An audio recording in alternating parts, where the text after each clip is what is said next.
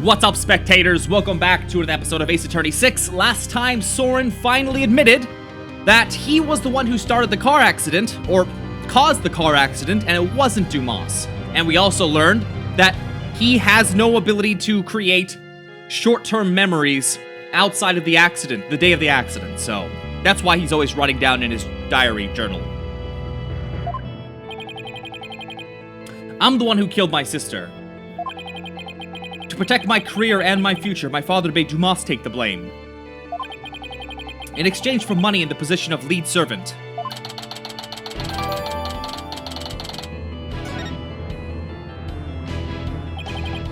So you see, Dumas must have held a grudge against me, not the other way around.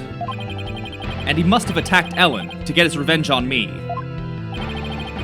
Are you sure about all this, Mr. Sprocket? Very sure. It's all been written down in detail in my notebook. That notebook is important evidence supplying background to this case. I must insist you submit it as evidence.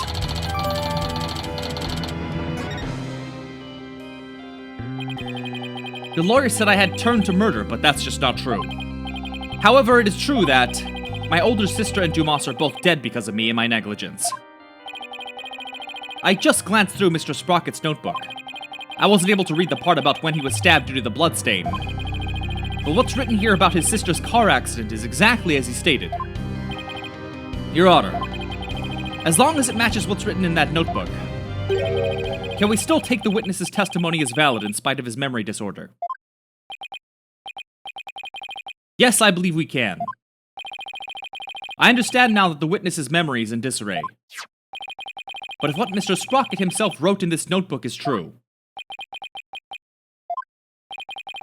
then that means by the time Mr. Sprocket's party reached the scene, the victim had already been killed. Eshiro's right. I'm still in the same bind as before. But should I really simply accept the contents of the notebook as a substitute for Soren's memory? Well, Mr. Wright, what do you think? Will you accept Mr. Sprocket's notebook as an official representation of his memories? Wait a minute, Your Honor. The defense requests a chance to examine the notebook to see if it's trustworthy. Very well, but be quick about it. Thank you, Your Honor. So, how should we examine it? Well, we should look at it from all different angles to see if there's anything suspicious. Boo, boo, boo, boo, boo. There's no point if I don't look at what's inside. I have to open it. With your permission, Soren, here I go. Ugh! It's just the page Maya got all stained. But I guess it's not going to be very helpful at this moment. I'll keep going. This is the last page where there's writing. Something about this page doesn't sit right with me. Well, yeah, it's been ripped out. I better take a closer look.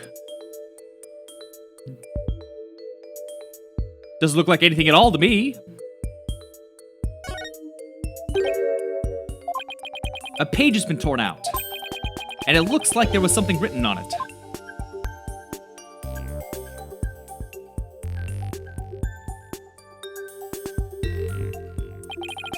It looks like a page has been torn out here. Mr. Sprocket, do you know what was written on it? Oh, that? I often tear out a page when I write somebody a note. I probably wrote something down for somebody, tore it out and gave it to them.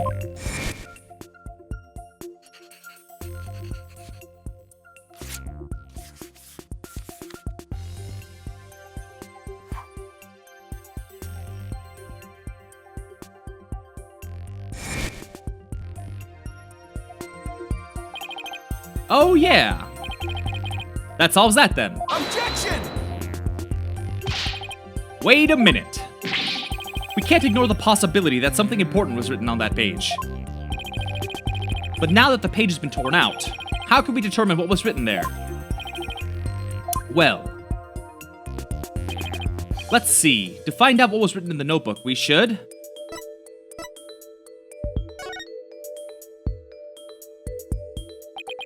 If we use fingerprint powder on the notebook, we might be able to see what was written. How would that help us find out what was written? Well, if the writing left indentations on the blank page behind it, fingerprint powder could make those small indentations visible to the naked eye. Oh, stop! Fingerprint powder would only sully the notebook further. Mr. Wright, if you use the powder and still don't find anything, then you must accept the notebook as a representation of the witness's memories. Alright, Your Honor, I understand. If I don't find anything, it's all over anyway. Powder, don't fail me now. I will now use fingerprint powder on the blank page to find out if we can see what was written on the torn out page. Boo, boo, boo, boo, boo. Yes, yes, yes, yes, yes, yes. I got it, man. Bo, bo, bo, bo, bo, bo.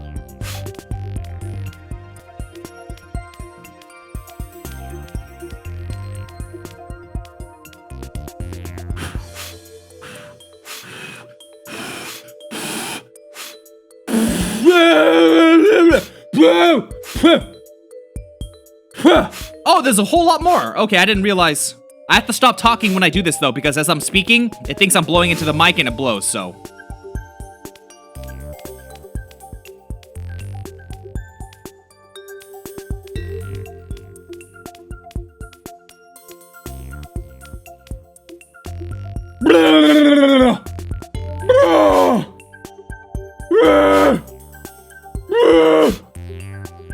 There we go. Dumas took Ellen to the Vista deck. This has to do with the case. There might be some other important message here too then. Oops. Stop, stop, stop.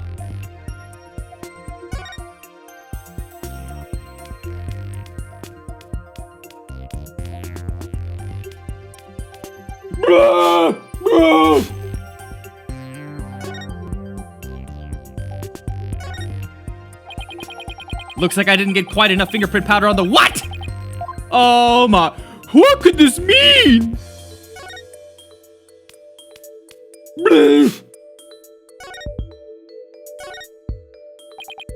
It says, I struck and killed Dumas. This is huge! You're going to jail, buddy. I struck and killed Dumas. That's what was written on the torn out page. It can't be. I don't believe it. There has to be some kind of mistake. Sword would never, could never. Miss Wyatt. Bailiff, please get the defendant to the infirmary.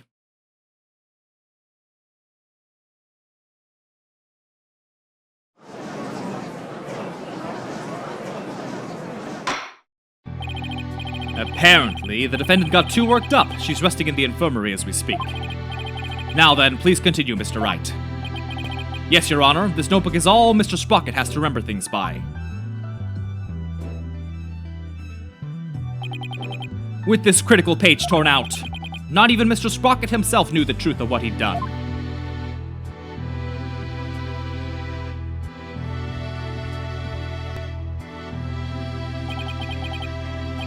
I'm the one who killed Dumas. So it wasn't Ellen. Oh, thank goodness. Mr. Sprocket, does this mean you were at the crime scene during the murder after all? I guess I must have been.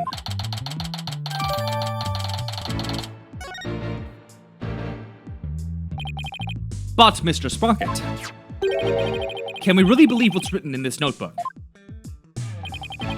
Nobody touches this notebook but me. And when I sleep, it's under lock and key. I don't remember writing that I killed Dumas, but I guess I must have. Well, now that we have a confession, I'm afraid I must render my verdict. Yes, Your Honor, please give your ruling now, while Ellen's asleep. I want the woman I love to be set free as soon as possible. Soren really does love Ellen after all, doesn't he? So this is how it ends. But is that how it really went down? Is there really no way for them both to be happy? I know we should consider anything written in the notebook to be truth, but still. I myself wrote the crime in my notebook. No further proof is necessary. Wait a minute. Very well. I will now give my verdict. Ellen's about to be found not guilty, and Soren will be convicted for the crime instead. And yet, am I really ready for the judge to give his ruling? Yes. If the judge declares his verdict now, Ellen will be found not guilty. As her defense lawyer, that's my job, to prove her innocence. Still, would this verdict really make Ellen happy? No, not when there's still one more avenue left to explore. This court finds the defendant, Ellen Wyatt. Why couldn't they just do multiple endings? Why even... Your Honor, there's still something that bothers me about that notebook. Is there? What are you doing, Mr. Wright? All you have to do is keep quiet, and your client's a free woman. I know, but I think there might be more to this case than meets the eye. I'm not quite sure yet, but I think there still might be a way. For Ellen and Soren to be happy. What do you mean by more than meets the eye? I believe the question here, Your Honor, should be, why was the incriminating page torn out in the first place? To destroy the evidence, I would imagine. But removing it from the notebook is the same as removing it from Mr. Sprocket's memory. Which means he wouldn't have been able to trick the police if he came under suspicion. If he wanted to cover up his crime, he would have to remember that he had done it. So what are you getting at with this line of inquiry, Mr. Wright? Yes, please explain it so that we can all understand. Yes, Your Honor. The page was torn out of the notebook because...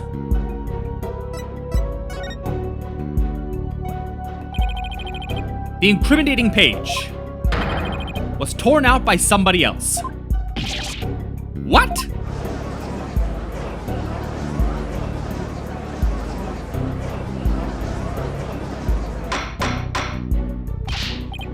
Order! Are you claiming a third person interfered with the notebook? It's not all that surprising if you consider what's happened up until now. After both the car accident and the murder of Dumas Bloomsbury. There was always a cover-up not far behind. But I had my notebook with me at all times. Did you? Because I remember you were in a panic yesterday because you couldn't find it. That's true. So who orchestrated this particular cover-up, Mr. Wright? If we think back over the course of the trial, it's pretty easy to guess.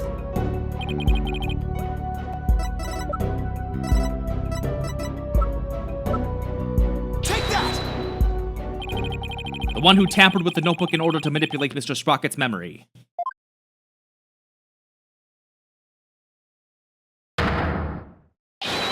Is Pierce Nichity.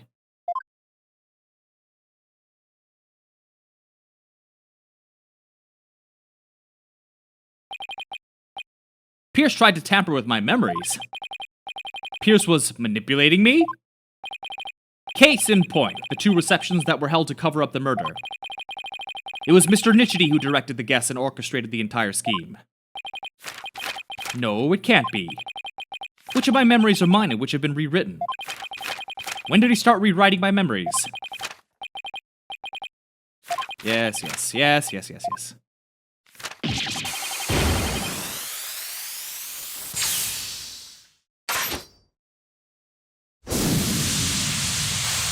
We have liftoff. He literally took off.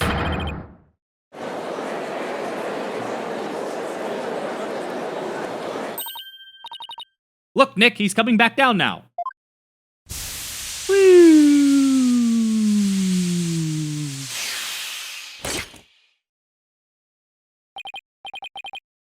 My memories, Ellen. Oh my goodness. Yeah, infirmary! Infirmary, yes.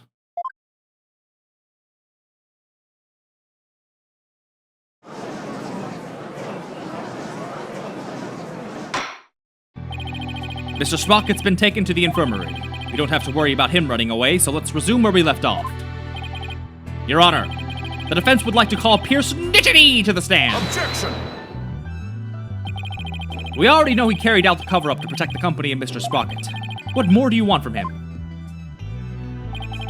This time it's different.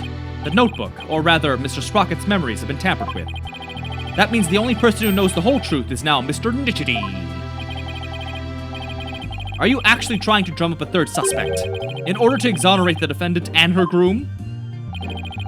I'm not drumming up anything, nor do I have grounds to accuse him of anything yet. All I know is that Mr. Nichidi is the only one who knows the truth. And I think he's still hiding something. Something we don't know about yet. No grounds yet, is it? Well, Mr. Edgeworth, does the prosecution consent to calling the witness to the stand? It does, Your Honor. However, I'd like a little time to talk with the witness before we do. Very well. We will break for a 20-minute recess.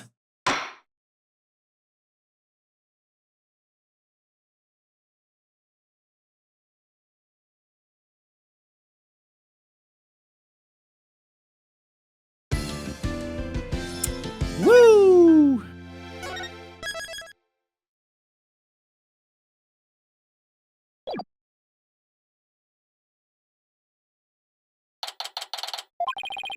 Now we'll have to face Pierce on the stand. I'm not sure if I should be surprised or not. One thing's for sure, he won't be an easy adversary. Do you think Pierce did it?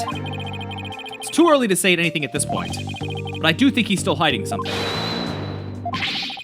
Why didn't you pin everything on Soren Loser back there? Looks like Larry still hasn't given up on Ellen. If this Pierce guy's the real bad guy, then Soren and my Ellie will live happily ever after together. Larry, that's not the kind of thing a decent human being says. Shame on you, Larry! Oh, boo-hoo! You think that I don't know? I know I have to give up on my Ellie. But Nick, promise you'll make her happy. She deserves a happily ever after. I'm sure Soren will make her happy once all this is said and done. The trial's about to resume, Mr. Wright. Alright, you ready, Maya? Let's go! I'll be rooting for you, Nick.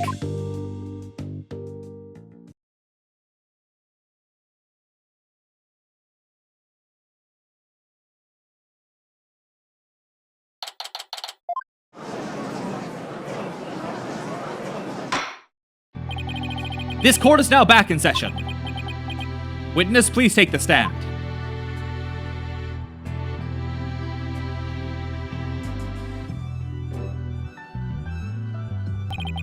Please state your name and occupation. My name is Pierce Nichidi. I am the Sprocket family butler. Let's get straight to the point, Mr. Nichidi. Someone tore out a page from Mr. Sprocket's notebook to manipulate his memories.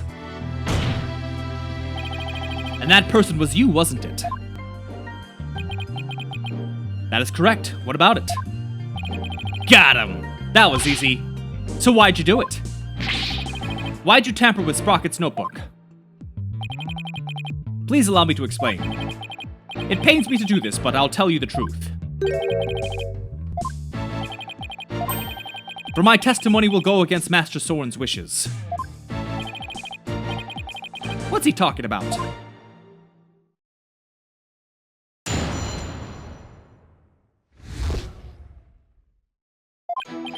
I rushed to the Vista deck, but the crime had already been committed. I saw Miss Ellen and Gloomsbury collapse, and Master Soren writing in his notebook. Master Soren said to me, I'll take the blame for the murder, so please take care of Ellen. But I went against his order. I tore the page out of his notebook and hid the body. Wait a second. What Mr. Sprocket was writing in his notebook at the time, could it be?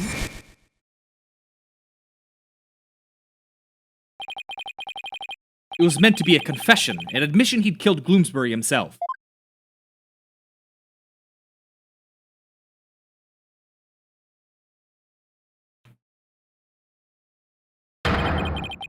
He wrote that message to take the blame for Miss Wyatt. That is correct. Master Soren did hit Gloomsbury with the timekeeper to save Miss Ellen. Then Mr. Sprocket was the culprit after all. However, that blow did not kill Gloomsbury. That makes sense. Mr. Sprocket's injury wouldn't allow him to put much force into it. Enraged, Gloomsbury tried to attack Master Soren, who was already seriously wounded. But just in the nick of time, Miss Ellen hit Gloomsbury from behind. and finished him off, it would seem. So the one who inflicted the fatal blow was the defendant. Yes, that's correct. But Master Soren tried to take all the blame onto himself. No way. This is pretty bad, Nick. Well, well, Mr. Wright, it seems your decision to call for Mr. Nichity is backfired. But the true culprit behind this case remains the defendant, Ellen Wyatt. Could this get any worse? But Pierce was involved in the cover-up plot, and I bet he still has something to hide. And with this, I'm going to end this video here, so stay tuned for the next one, and thanks for watching. Bye-bye!